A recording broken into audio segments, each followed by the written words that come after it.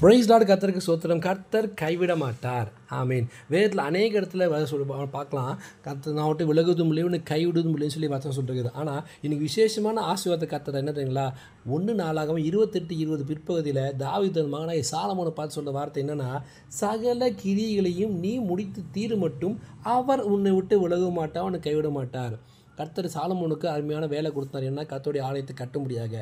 இன்றைக்கி கர்த்தர் உங்களுக்கு எனக்கு ஒரு வேலையை கொடுத்துருக்காரு. அவர் ராஜ்யத்தை கட்ட முடியாக, அவர் ஊழியத்தை செய்ய முடியாக, கர்த்தருக்கென்று வழியை ஆயத்தம் பண்ண முடியாக, கர்த்தர் சுவிசேஷத்தை அறிவிக்க முடியாக, நற்செய்தியை அறிவிக்க முடியாக. ஒருத்தருக்கு ஒரு வேலை. உங்களுக்கு ஒரு வேலை இருக்கலாம், எனக்கு ஒரு வேலை இருக்கலாம், மற்றவங்களுக்கு வேலை இருக்கலாம்.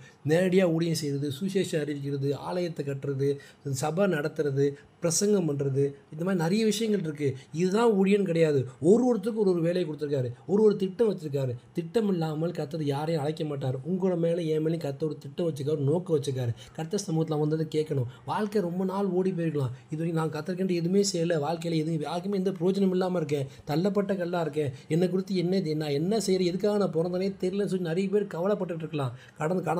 கடனாளியாக தான் என் வாழ்க்கையா, வியாதியோடு தான் என் வாழ்க்கையை முடிக்கணுமா, நஷ்டமான மோசமான தள்ளப்பட்ட கல்லாக அந்த எல்லாரும் ஒதுக்கப்பட்ட கல்லாக நான் இருக்கேன், இதோட இப்படி தான் என் வாழ்க்கை முடியணுமான்னு யோசிச்சுட்டு இருக்கலாம். ஆனால் கர்த்தர் அதுக்காக உங்களை அழைக்கலை.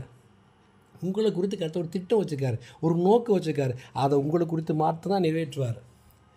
எங்கேயோ இருந்த எஸ்தர் ராஜாத்தை கொண்டு வந்து ராஜ அரண்மனையில் வச்சு அவங்க மூலியமாக ஒட்டுமொத்த தேசத்துக்கு மிகப்பெரிய விடுதலை கொண்டு வரலையா?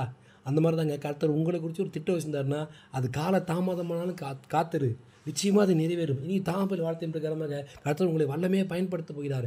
பலவான் கோயிலில் கையில் உள்ள அம்பை போல, பெனகாஸ் கையில் உள்ள ஈட்டியை போல கர்த்தர் உங்களை வல்லமையாக பயன்படுத்துவார்.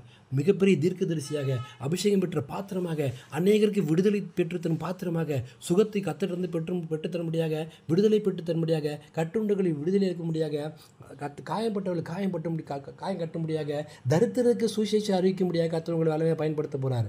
உங்களை குறித்து திட்டம் வச்சுக்காரு, நோக்கம் வச்சுக்காரு. இப்போ நீங்கள் இருக்க சூழ்நிலை சோர்ந்து போகாதீங்க. இது நிரந்தரம் இல்லை. கர்த்தர் இதோட வல்லமையாக பயன்படுத்த போகிறார். கர்த்தருடைய கையில் இருக்க வெளியேற பெற்ற பாத்திரமாக கர்த்தருக்கு மாற்றப் போகிறார்.